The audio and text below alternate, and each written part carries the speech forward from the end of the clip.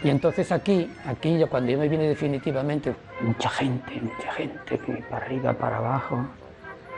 Y no sé, en la Plaza Cataluña, claro, es lo primero, allí llegaban los trenes.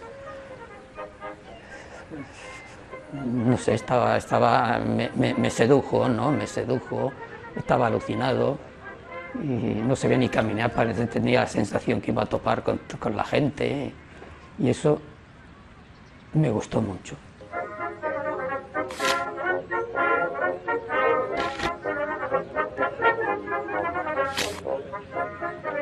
El barrio antiguo, la Plaza Real, por ejemplo, los sábados, el barrio chino, era como un enjambre. Ahí era casi de rigor y darnos una vuelta. Las calles, por ejemplo, Robador, aquello sí que era un enjambre de mujeres alegres, ¿no? De mujeres de la vida, ¿no? Que le decían entonces pasear, tomar cerveza, comer calamares en un restaurante que había en la calle, no me acuerdo la calle aquella que era. Es como enamorarse de una mujer, de todo, de todo. Y sobre todo, quizás porque yo me instalé al lado del Palacio de la Música, la Barcelona antigua, esa que yo ahora digo que me han robado los turistas.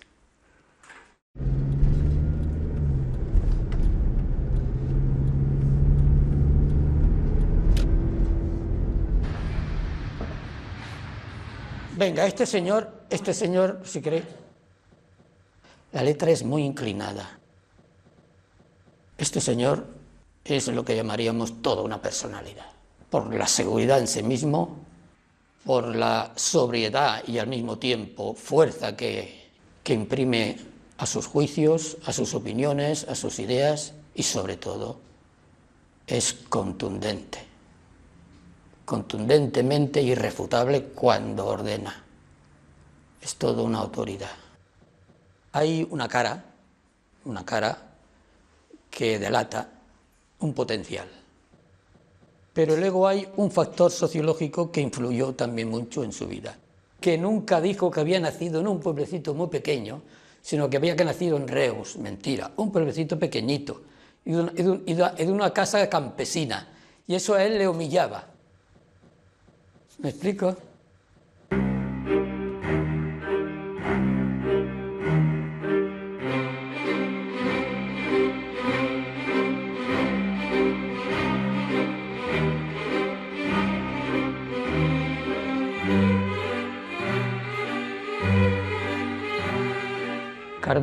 Cardona tenía unas minas que estaban en su plenitud productiva, ¿eh? Y entonces atraía mucho inmigrante de Andalucía, de Galicia, de Castilla, de todas partes, ¿no? O sea, es un pueblo que ahora debe tener, más de que no llegan ni los 5.000 habitantes, y entonces alcanzaba los 9 o 10.000 habitantes. Mis padres eran emigrantes. Se produjo una gran discriminación social. La gente nativa, que eran catalanes la mayoría, campesinos o granjeros o simplemente tenían un pequeño comercio, una tiendecita que vendían 4 cosas, era la clase dueña del pueblo.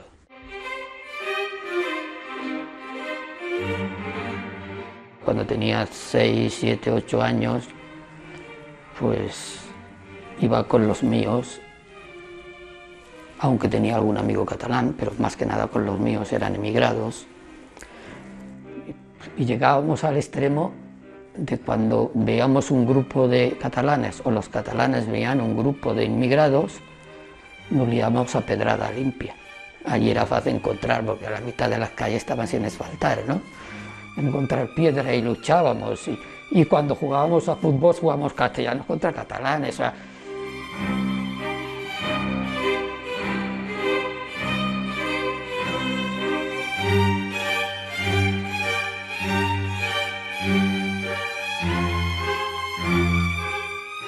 un día se presentó mi abuela y me dice, oye, vente conmigo, que estaban trabajando en una colonia minera que había en el Bergadá, que se llamaba San Cornelio. Era un gueto, hay quien le llama un gueto aquello, porque estaba completamente cerrado. Para ir a la civilización, que era Berga, solo podías ir por caminitos de montaña. Hasta llegar abajo, que había un tren que le llamaban carrilete, que solamente conté explicaros que cuando íbamos por la mitad de esa zona del Bergadá, que había mucho viñedo, la parte plana, había quien bajaba, cogía uva de la viña, corría un poco y volvía a subir al tren. O sea que me pidieron trabajo y entré en las minas. Y entonces empecé de pinche, que entraba en la mina y estaba al servicio de los mineros. Tú, niño, tráeme el cántaro del agua, que voy a beber agua, o ve a buscarme esto, o ve a decirle a fulanito qué tal. Todo esto dentro de la mina. Y entonces allí observé que no había ni castellanos ni catalanes. Allí había de todo, gallegos, catalanes, algún portugués, y todos éramos iguales. Cuando había un partido de fútbol íbamos todos al fútbol. A mediodía a misa íbamos todos a misa, y a la salida se formaban los grupos de tertulia y a mí me invitaban, y igual había tíos de 30, 40 años o 50, pues hablaban y a mí me permitían. ¿Y tú qué dices? Tú, venga, tú que explícate.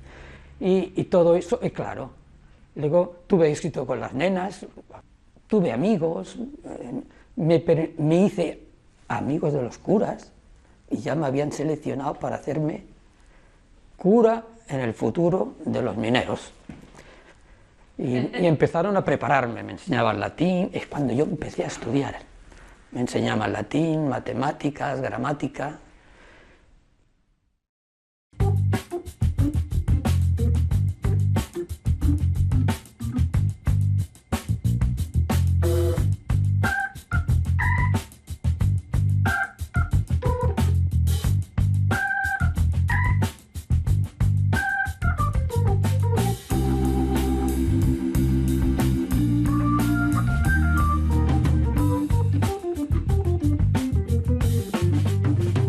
Cuando yo me vine definitivamente fue con Rafael, cuando entré en La Salle, me dijo si me podía hacer cargo de la primera clase de bachillerato, yo que sí, o sea que, pero bueno, acojonado hasta la coronilla, pero yo me metí allí, estuve allí metido como mínimo 16 o 17 años de profesor. Y recuerdo que mi amigo Rafael, pues pasaba a buscarme, por ejemplo, a la 1, a las 2, o que yo estaba estudiando, dice, me ha donado un tom, venga, y un tom pues es ir a tomar la cervecita, a él le gustaba mucho la cerveza, Plaza Real, y luego pues por allí había muchos garitos en aquella época, ¿no?, donde te encontrabas gente de distinta índole, igual había marineros, que había gente del pueblo, que había turistas muy pocos. Los turistas dijéramos que había turismo interno, que venía la gente del pueblo, ¿no? Y había mucho bar que te ofrecían, ¿no? Que te ofrecían de todo, ¿no? Lo tenías de todo, relación, charla, beber, comer, etcétera. O sea, el jolgorio estaba más bien dentro de los locales y las calles estaban más bien solitarias. Y a mí me gustaban transitar por aquellas calles. Y con mi amigo Rafael, que hablábamos de todo y de nada, ¿sabes? Allí estupendo, sobre todo de lo que habíamos visto. ¿Has visto aquella qué buena estaba? Etcétera, ¿no?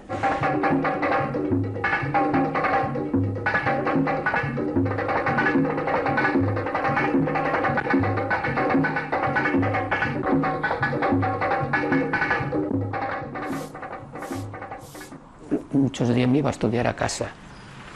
Y al día siguiente a las 9 me levantaba a las 8 y a las 9 pues ya tenía que estar en La Salle trabajando, que trabajábamos hasta las 6 de la tarde. Y entonces sí, me iba mucho de cabaret. Me gustaba mucho ir a tomar una copa al cabaret. Mi copita de ginebra, y entonces charlar con aquella gente, más que charlar, porque allí si charlabas con las mujeres te costaba dinero. Entonces yo no estaba para eso, pero ellas te insistían, ¿no? Pero yo decía que no, mira, yo vengo aquí porque me gusta respirar esta atmósfera, observaros, y en realidad entonces iba y las observaba. Aprendí mucho de la sociedad barcelonesa, porque en esos sitios, sobre todo del chulo, del típico chulo, que incluso algunos venían cuando ya iban a cerrar a buscarlas, del comerciante, del que venía de la comarca, las conversaciones que tenían, era mi espectáculo.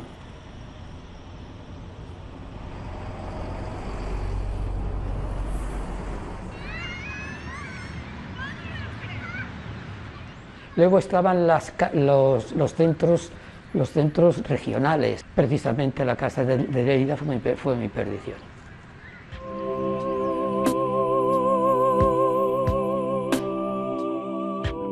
Porque un día yo cogí el metro y vi una mujercita allí, una estatura más baja que yo, con curvitas, y me fijé en las piernas. Digo, qué piernas más bonitas, oye. Y como no tenía nada que hacer y salía, era un domingo por la tarde que lo hacíamos así, salíamos al azar, la perseguí, bajó en la Plaza Universidad y allá al lado había el centro leridano, que aún existe más o menos, ahora nos hacen algo pero aún existe, y subió y yo también subí y nos dejaban entrar, ya había baile y bailamos, bueno, y entonces pues nada, yo la vi donde se sentó y me acerqué, le dije si quería bailar, que no, porque entonces estaba esto mucho de moda, eso, que ibas a buscarla, se decían que no. A la tercera me enrollé, empecé a hablar con ella, que no sé lo que hablaba, pero el caso es que se ría, digo, esto va bien. ¿Y volverás el domingo que viene? Sí, vale, el domingo que viene, vale, y así estuve con ella seis años, Nada, faltaban 2 horas para ir a la iglesia y estaba yo en una cafetería que había en la calle Comtal, al principio de la calle Comtal, tomándome un Cuba Libre, deshojando la margarita, que no sabía si casarme o no. Sí, al final dije, bueno, voy para allá. Y me casé. Hasta ahora.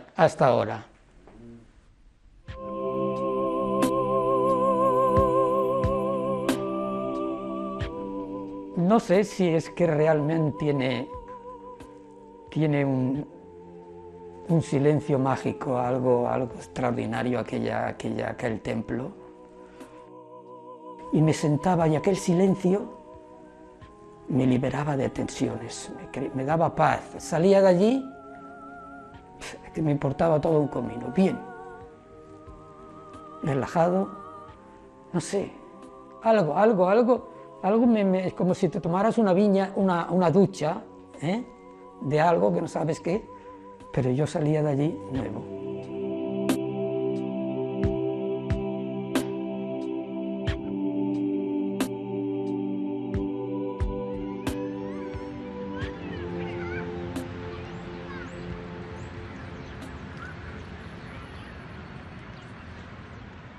Yo estaba en la universidad, sí, y tenía un profesor el que daba selección y orientación profesional, y nos entregó unos apuntes donde había 2 hojitas que hablaban de grafología. Yo no tenía ni idea. Había oído hablar de la relación que había entre el carácter y la escritura, pero nunca le presté atención. Salvador. Senyor Mellado, què tal? Com està? Bona tarda.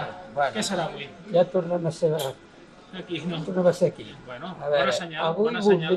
voldria un que tingués un puntet de dolç. Bueno. Un Ruanda, què et sembla? Em sembla perfecte.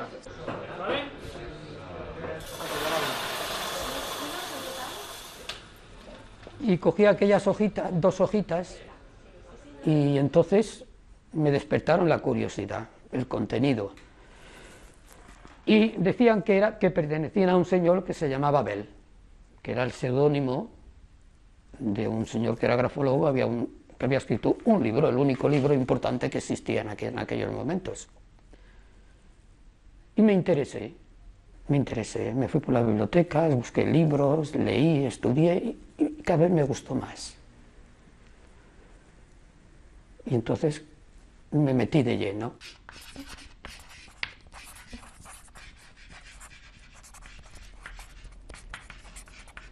Claro, hay quien dice que es una ciencia, es un error. Es una técnica científica al servicio de la psicología.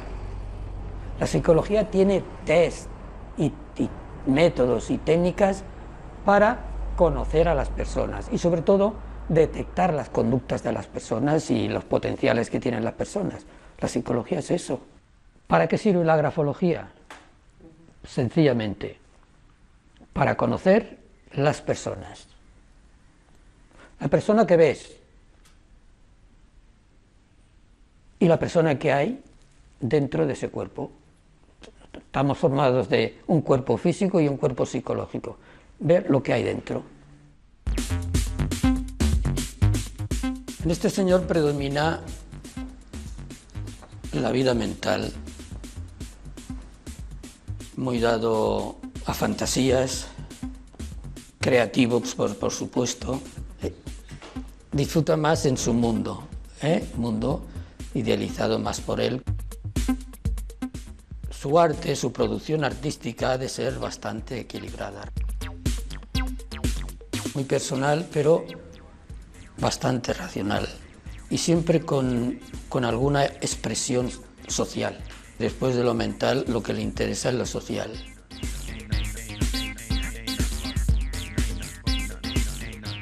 Y su producción artística está orientada a que guste a la gente y en cierta manera se lo reconozca.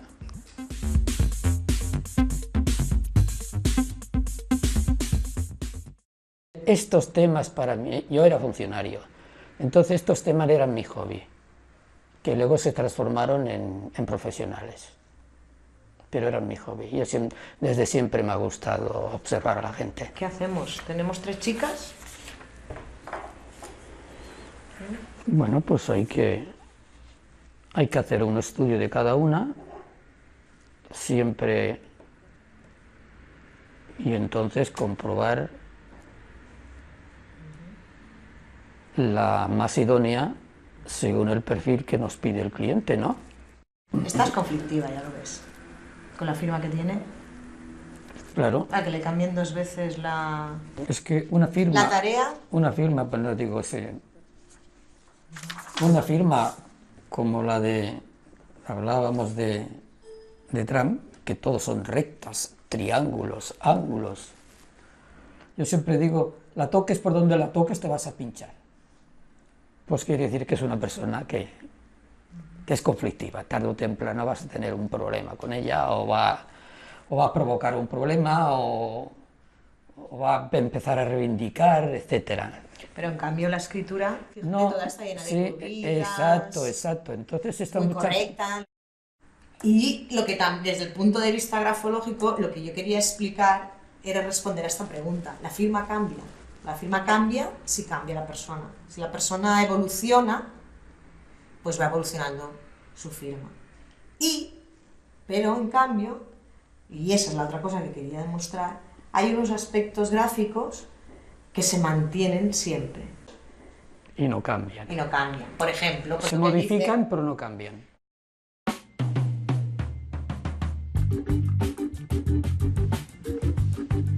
Este le gusta la buena vida. Es un hombre de impulso, enseguida comprende y enseguida actúa. Esta frente es vertical, quiere decir que es racional. Pero toda esa zona superior es abombadita, redondeada y un poco abombadita. Eso es la creatividad. Es un creativo. Cogía su alimento para construir sus obras del mundo. No, su imaginación le daba el toque personal, pero él cogía del mundo. Y luego su cara redondeada significa que es sensual, que le gusta la buena vida, el buen cava, el buen filete. hacer el amor.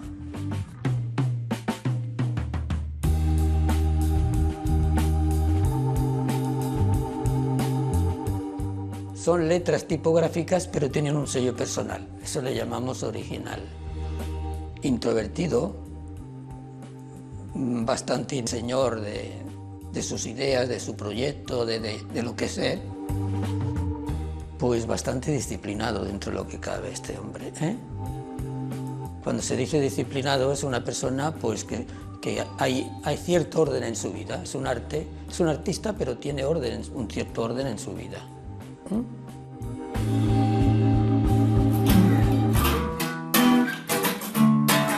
Te pueden decir, me estoy deshaciendo de amor por ti, pero al cabo de media hora se lo dice a otra.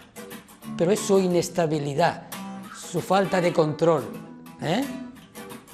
Y claro, esto es corazón y esto es instinto, o esto es emoción y esto es instinto. Emoción con instinto unidos puede ser una bomba. Mucha emoción y mucho instinto, una bomba, un torrente. ¿Es un buen padre? Claro, sí, es un buen padre. Es un buen padre, nos ha enseñado muchas cosas, sí. Sí, es un buen padre. Es un buen padre porque hemos sido capaces, cuando nos hemos hecho adultos, de ubicarlo en su sitio y ver que es un padre, que es un hombre, que es un marido, que seguramente es un amigo, es un hijo, es un amante. Y entonces no es solo un padre, ¿no? Sino que es un hombre con todas sus dimensiones.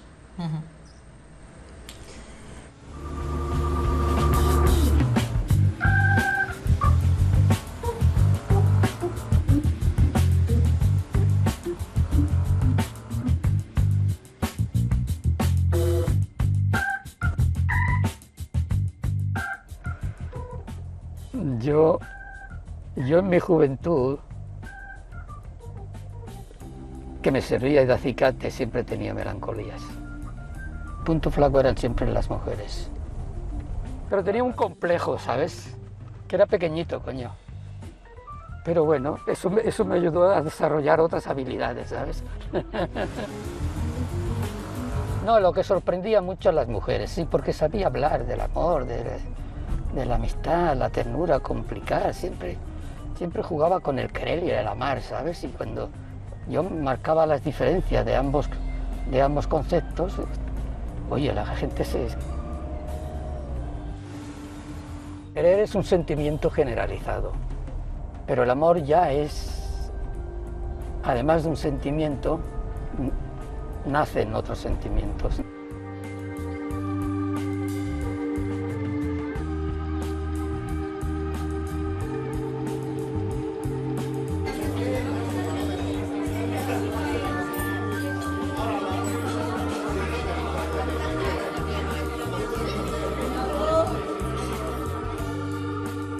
Tenían otro tipo de lenguaje, yo lo oía con los compañeros, ¿no? Que para mí era soez, y era vulgar, y era insultante. Y yo era todo lo contrario. Entonces conseguía que me escucharan. Eres muy elegante. ¿Cómo? Eres muy elegante. Muy sexy. Tiene una mirada bonita.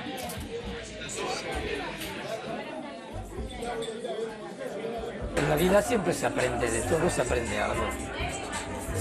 Si eres un poco reflexivo, un poco analítico, de todo se aprende algo.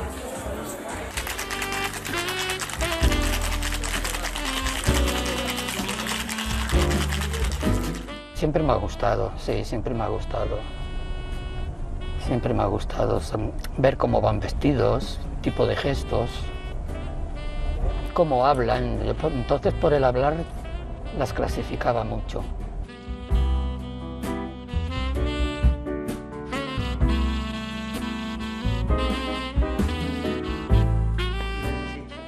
Como decía un maestro que yo tenía, el que quiera saber más, que se compre una enciclopedia.